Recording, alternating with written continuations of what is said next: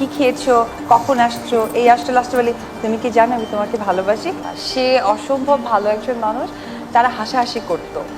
তো অনেক সময় যে বকা খেয়ে কষ্ট লাগে, অনেক সময় আমি মানে ভুল করেছি কিন্তু আমাকে বকছে না কেন, আমাকে ফোনে ফোনে সে কন্ট্রাক্ট রাখতো যে সব ঠিকঠাক ভাবে করছে কিনা, সব ঠিকঠাক আছে কিনা। মানে কি বল, আমরা কি হচ্ছে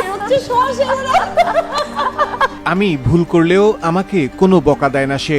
এই সেটা কে? অপু বিশ্বাস কথা বলছেন তার দ্বিতীয় স্বামীকে নিয়ে।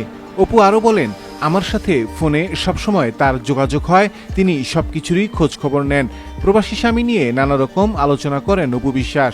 দ্বিতীয় স্বামী নিয়ে গল্প করার সময় অপু বিশ্বাস একবারও শাকিব খানের নাম উচ্চারণ করেনি। উনি তো আমার জন্য যেটা করে চিনি দিয়ে করে, আর আমি ওটা লুকাই লুকাই খেতাম, কারণ আমি একটুই হেলদি, আসলে অনেক প্রিয়। আমার মনে হয় যে চালটা যেটা, হ্যাঁ ঝালটা এবং মিষ্টি দুটোই, দুটো দুই রকম স্টাইলের হয়। হ্যাঁ ওইটা উনি আমার জন্য কমন রাখে।